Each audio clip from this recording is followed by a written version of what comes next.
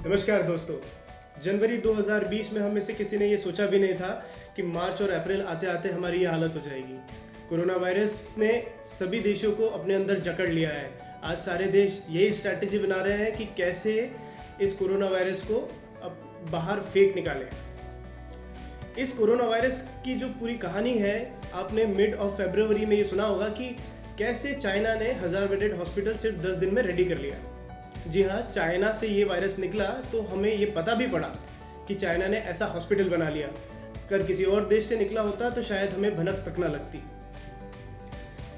दरअसल ये जो हॉस्पिटल जो ये बहुत फेमस हुआ कि 1000 बेडेड वाला, इसकी तैयारी चाइना 2003 में ही कर चुका था। 2003 में भी चाइना ऐसे ही एक वायरस से जूझ चुका था जिसका नाम था सार्स।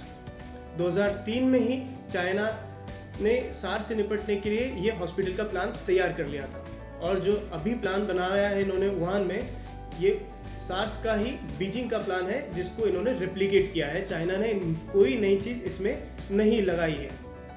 चाइना के लिए ये वही 17 साल पुरानी चीज़ हो गई है, हमारे लिए नहीं है। और इस प्लान को बनाने के लिए जो कॉन्ट्रैक्ट दिया गया, ये चाइना की सबसे बड़ी company China construction third engineering bureau को दिया गया।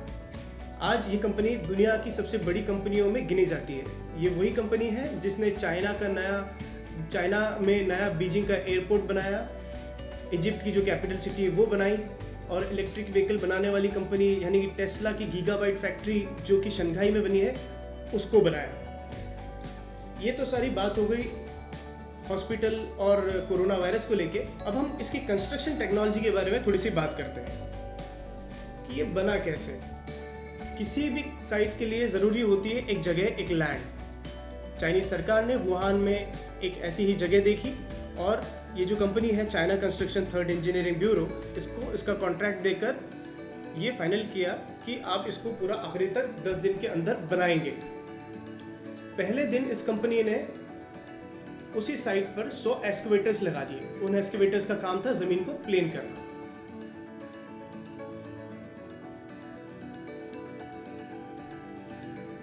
100 एक्सकेवेटर्स ने ज़मीन को प्लेन किया। अब जहाँ मेन बिल्डिंग आनी थी वहाँ इन्होंने एक बेड बनाया। वो बेड कैसा था? बेड, एक तो ज़मीन हमारी प्लेन हो गई, उसके ऊपर हमने बनाया 8 इंची का सैंड का बेड, सैंड यानी बालू रेत। उसके ऊपर हमने लगाया जियो टेक्सटाइल फैब्रिक। ये एक नॉर्मल फैब्रिक जैसे ही होता है लेकिन सॉइल की स्टेबिलिटी को मेंटेन रखता है। इसके बाद वाटर प्रूफिंग के लिए हमने एक प्लास्टिक का लेयर लगाया। उसके बाद वापस ही जियो टेक्सटाइल फैब्रिक डाला, और फिर से 8 इंची का सैंड, और उसके ऊपर हमने डाला 4 इंची का स्लैब यानी कंक्रीट का स्लैब, जैसे कि हमारी छत डलती है।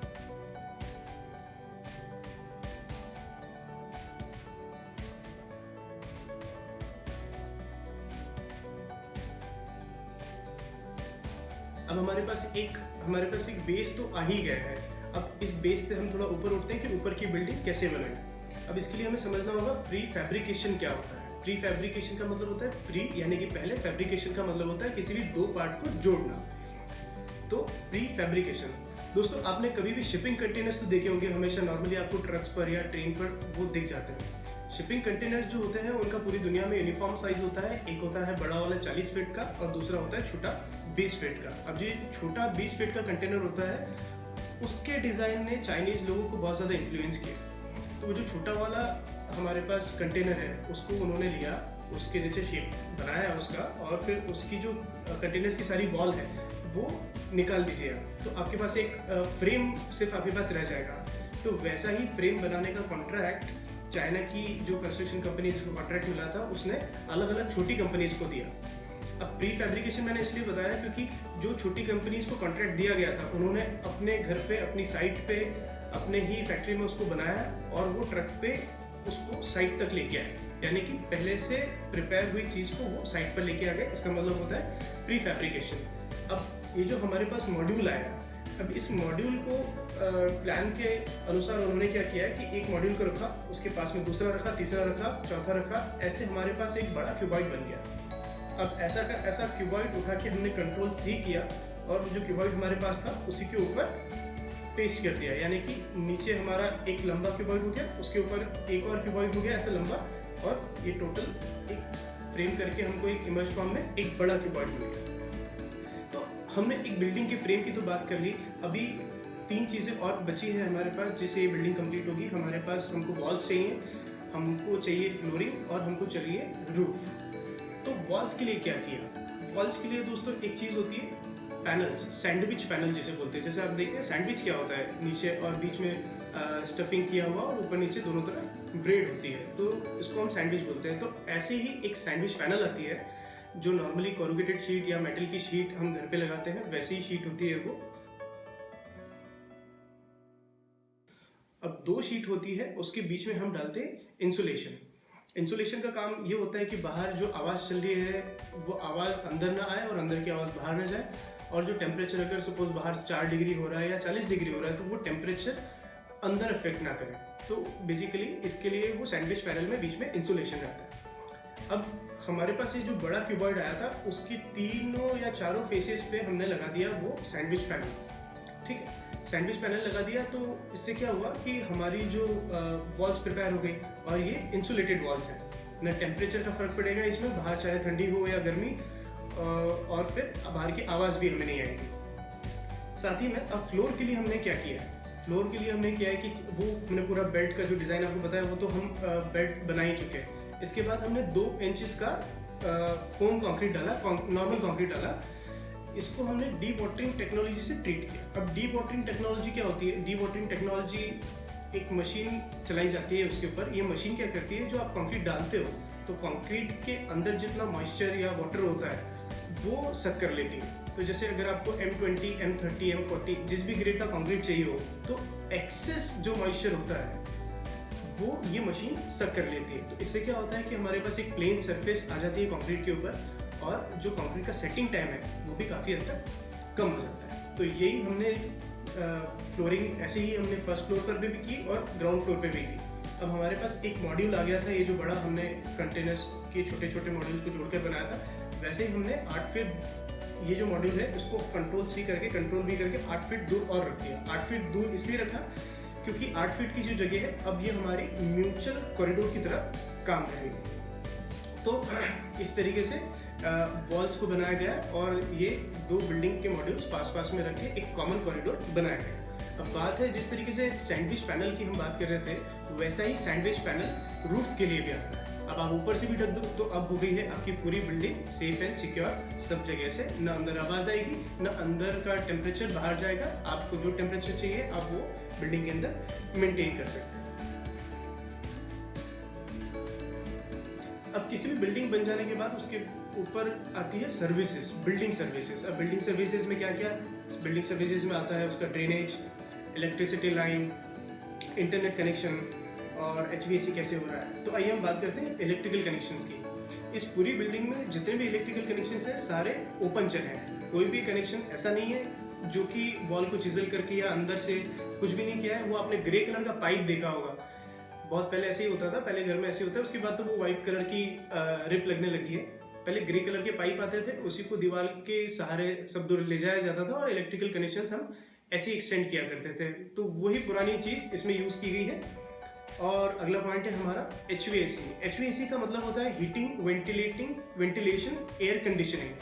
तो जो हमारे घर में हम ठंडी के दिनों में जो कॉइल वाले हीटर्स यूज़ करते हैं, तो मार्च तक वहाँ पे चाइना में ठंडी ही थी, तो वो कॉइल वाले ही वहाँ पर वो यूज़ किए गए उन्होंने। और वेंटिलेशन के लिए उन्होंने क्या किया कि एग्जॉस्ट फैन का यूज़ किया। अब एग्जॉस्ट फैन ऐसा नहीं कि वो डायरेक्टली हॉस्पिटल के बाहर खुल रहा है, उन्होंने प्रॉपर एक सिस्टम बनाया जो हमारे कॉरिडोर्स थे उसके अंदर से शाफ्ट होते हुए एक बाहर जाती है और एयर को वो ट्रीट करते हैं और अच्छी हवा को वो बाहर छोड़ते हैं। तो इससे क्या होता है एग्जॉस्ट फैन से कि रूम के अंदर की जो हवा है वो हमेशा एग्जॉस्ट फैन के थ्रू ही बाहर जाती है। अब जो डोर है जिससे कॉरिडोर से रूम में जाया जाता है, उस डोर के बगल में ही एक 2 वे वार्डरोब है। वार्डरोब मतलब अलमारी। जिस तरह हम हमारी घर की अलमारी खोलते हैं या स्लाइड करते हैं तो क्या होता है वो 3 तरफ से पैक होती है, लेकिन ये वाली अलमारी ऐसी थी कि हम जिधर से खोल रहे हैं तो उसके अपोजिट साइड से भी वो खुलेगी। यानी कि वो जो अलमारी है या वार्डरोब है वो कॉरिडोर से भी एक्सेस की जा सकती है। तो अब कॉरिडोर में खुलने का क्या फ़ायदा? क्या होता है कि जब इतने सारे लोग एक ही जगह पर इकट्ठा होते हैं तो बहुत सारी प्रोबेबिलिटी होती है कि जो स्टाफ, पैरामेडिकल स्टाफ जो काम कर रहा है वो भी अफेक्टेड हो। तो जो पेशेंट है उससे कम कांटेक्ट बनाए रखें। अब ज़रूरत तो पड़ रही है, जो पेशेंट है उसको खाना देना है और भी दिन की बहुत सारी चीज़ें हैं जब एक आदमी को उस पेशेंट से मिलना पड़ता है। तो जैसे खाना है तो वो जो पैरामेडिकल स्टाफ है वो उसके रूम में न जा कर करके वो कॉरिडोर से ही वो वार्डरोब खोलता है, उसका सारा सामान रख देता है और बंद कर देता है, और फिर वो अंदर से दरवाज़ा खोल करके वो खाना अपना ले लेता है। और इस तरीके की सारी चीज़ें जो हैं उसका जो भी है वो सारा उसको सप्लाई ऐसे ही दिया जाता है। सिर्फ डॉक्टर्स, चुनिंदा डॉक्टर्स को ही स्पेशल टाइम पे जब भी चेकिंग करनी होती है तभी वो लोग अंदर जाते हैं। तो इस तरीके से एग्जॉस्ट फैन का उनका कनेक्शन बहुत अच्छा है शाफ्ट के थ्रू, और ये जो वार्डरोब वाला सिस्टम है तो इससे कोई भी डायरेक्ट कॉन्टैक्ट नहीं है। वैसे कि जैसे कि हम बोलते हैं ना कि 3 फीट का डिस्टेंस होना चाहिए, तो ये डिस्टेंस इस टेक्निक से बहुत ईजिली मैनेज किया जा रहा है। अब बात आती है ड्रेनेज की, कि ड्रेनेज कैसे किया है। अब जब ये हॉस्पिटल बनाने के लिए लोग बेड बना रहे थे, कंपनीज को ऑर्डर दिया था ये सारा मॉड्यूल बनाने का, तभी एक स्पेशल टीम थी वो पूरे ड्रेनेज पे काम कर रही थी, और सिटी की जो मेन सीवर है उस एरिया की उसी ड्रेनेज लाइन से इस हॉस्पिटल को भी जोड़ दिया गया था। और सिटी के बाहर अब आप बोलेंगे कि उसको जोड़ देंगे तो इतना सारा बर्डन, वो जो एग्जिस्टिंग लाइन थी कैसे लिया, कि उसका बर्डन कैसे लेगी वो। तो बात दरअसल ये है कि ये जो साइट इन्होंने चूज़ करी है वो पूरे वुहान के एक कोने में है, वो सिटी सेंटर के बीच में नहीं है। तो इतना ज़्यादा अभी बर्डन नहीं है उस लाइन पे, उस सीवर लाइन पे, तो वो अभी वो मैनेज कर पा रहे हैं। और क्योंकि शायद जैसे अभी चाइना ने काफ़ी हद तक उसको कंट्रोल भी कर लिया है, तो वहाँ का जो प्रेशर है वो कमी है। हुआई जैसी बड़ी कंपनीज हैं जो इंडिया में, तो उनका मार्केट इतना ज़्यादा नहीं है, लेकिन इस पूरे हॉस्पिटल में हुआई ही इनको as a internet service provider और जितना भी हार्डवेयर लगा है वो उसी कंपनी का लगा है, और यही कंपनी पूरी तरह इस बिल्डिंग को मॉनिटर कर रही है। यानी कि 360 डिग्री कैमराज लगे हैं, एक वॉचिंग रूम है, वहाँ से बैठ के ही वो पूरे हॉस्पिटल को नियंत्रित करते हैं। सारे कमरों का टेम्परेचर वगैरह ये सब जो सारी चीज़ें हैं वो ऐसे ही एक ऑटोमेटेड तरीके से ली जाती है। तो यही था एक चाइना के हॉस्पिटल के बारे में थोड़ी सी जानकारी आपको दी। थैंक यू वेरी मच, और अगर अच्छा लगा हो तो आप लाइक कीजिएगा, और भी अच्छा लगा हो तो सब्सक्राइब भी कर सकते हैं, ऐसी इन्फॉर्मेशन और ज़्यादा चाहिए हो तो। Thank you very much.